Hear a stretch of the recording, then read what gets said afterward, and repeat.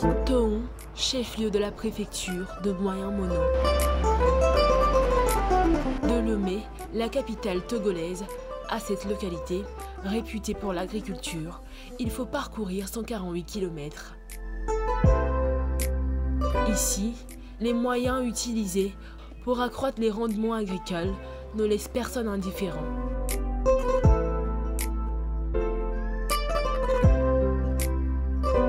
Les abords de rues et carrefours inondés. Sous le soleil, ces pesticides, de par leur conservation, deviennent un danger à ciel ouvert, puisque partageons le même toit avec les denrées alimentaires. Sans homologation, contrôle zéro, aucune formalité.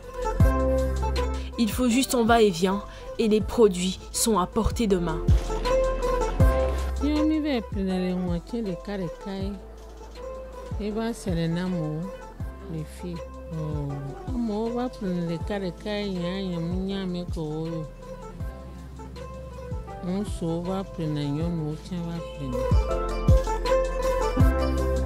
Provenance douteuse, ignorance des mesures d'utilisation et les conséquences sont sans appel. Les Ibo, c'est comme ça, et nos grands frères qui ont de l'argent là, ils amènent ça et on paie ça à tout ici. Ils amènent ça, je ne sais pas si c'est de Lomé ou bien pas les mains de Moitien là. Que mitona Israël quand même ting nyabe ozana enu yale anu que miado asa uma mim wana de jiu. Et nabe vale dalele de va fifi. Et vale pas be atika vale dalele va. Minte dana na leke do un sur na mikaka la ba dans la osami search di cham nona no. Et de na funa mikaka ba la bani. Nous, on utilise seulement, finalement, ça ne pas aussi nous blesser. Pour vous dire la vérité, hein, ça nous amène beaucoup de problèmes. Comme à Tohon, l'usage des pesticides est une monnaie courante dans toutes les préfectures du Togo et les autorités locales, bien conscientes du phénomène. Dans la plupart des préfectures du Togo, la population, surtout les agriculteurs, utilisent les pesticides soit pour protéger leur culture, ou soit pour améliorer le rendement, ou soit pour pallier au manque de main-d'œuvre. Mais cet usage n'est sans conséquence sur la population. D'abord, sur le plan sanitaire, certains commencent par présenter des signes de maladie. Puisque quand ils reviennent souvent des traitements, quand ils les demandent, souvent des disent qu'ils ont les yeux rouges, d'autres ont la toux, d'autres ont le rhume, souvent même les gens ont le vertige. Des maladies liées au mauvais usage, manque de port de tenue adapté, conservation inappropriée des déchets, c'est tout l'écosystème qui est touché. La plupart des populations qui utilisent les pesticides, là, ils n'ont pas une formation adéquate. Donc ils ne respectent pas souvent la dose. Et quand ils ne respectent pas la dose, là, il y a une bioaccumulation au niveau de la nappe qui agit sur la vie aquatique. Or, les mêmes personnes consomment d'abord l'eau là, cette eau, ils consomment aussi les produits issus de la nappe des eaux aussi. Donc les conséquences sont un peu énormes. Des milliers de tonnes de produits chimiques dans les secteurs de l'industrie, de l'agriculture, de la santé, de la recherche et des mines. Voilà ce que le Togo utilise chaque année. Des produits très indispensables pour le développement économique national, mais leur mauvaise utilisation conduisant à de grands risques pour l'environnement, les êtres vivants et la santé humaine, a fait réagir l'État. En 2022, le ministère de l'Environnement et des Ressources forestières a réalisé une étude basée sur l'évaluation des risques sanitaires et environnementaux des pesticides dans la préfecture de Bassar et Moyen-Mono, et les résultats très alarmants. L'enquête a révélé que le commerce est fait de façon anarchique, de même que l'utilisation, qui avait beaucoup de mortalité des animaux domestiques et sauvages, avec une réelle pression sur la réserve faunique d'Amoumono. Il y avait également la disparition d'un certain nombre de micro-organismes du sol qui participent à la fertilisation du sol. les insectes pollinisateurs également étaient en disparition. Des produits chimiques, les dispositions de la Convention de Rotterdam en dénombrent 2 grands groupes. Les produits chimiques à usage industriel et les pesticides d'ordre agricole et domestique. Dans le domaine industriel, nous n'avons pas fait une étude en tant que telle, mais dans le cadre de nos inspections de routine, au niveau des installations classées, nous avons pas mal rencontré de très mauvaises manipulations de ces produits chimiques en termes d'abord de stockage. Vous allez voir que même au niveau industriel, il y a beaucoup d'industries qui stockent mal leurs produits chimiques et d'autres utilisateurs ou commerçants qui même stockent ces produits chimiques parfois entre les maisons, ce qui peut entraîner de grandes intoxications pour la population en général.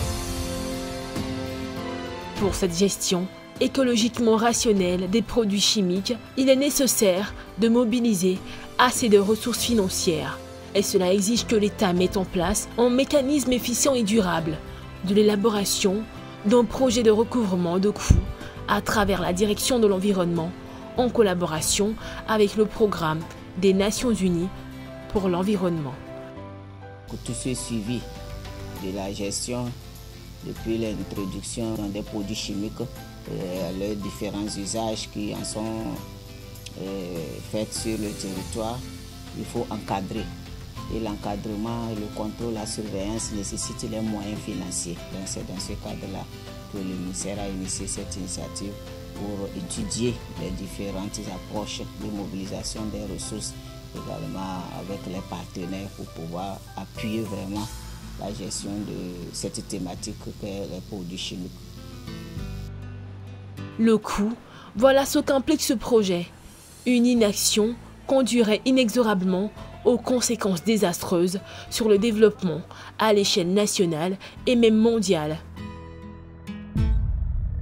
L'histoire garde à l'esprit les grandes catastrophes des produits chimiques industriels que l'humanité a connues. La plus récente est la gigantesque explosion du 4 août 2020 dans le port de Beyrouth, dans la capitale libanaise. La cause, un incendie dans un entrepôt où étaient stockés sans précaution des tonnes de nitrate d'ammonium faisant des centaines de morts.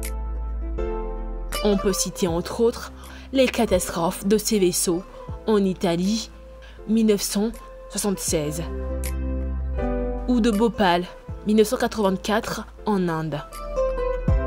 Il faut réagir. Il y a quand même une réglementation par rapport à la loi de la protection sur la protection des végétaux. C'est la mise en œuvre de cette réglementation.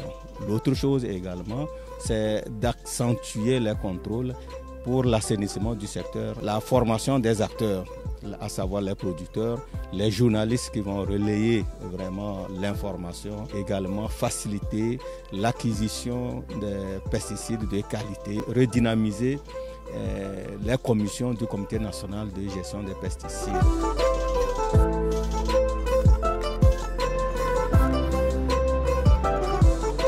La dernière commission qui est la toxicovigilance. Prévoir également le mécanisme de destruction. Nous avons beaucoup d'actions à mener en partant d'abord de la sensibilisation, la formation des différents acteurs qui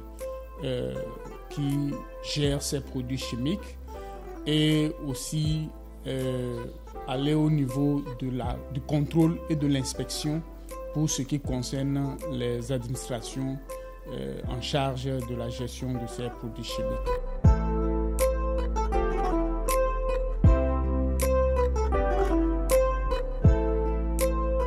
Nous avons eu la chance que ce projet soit retenu.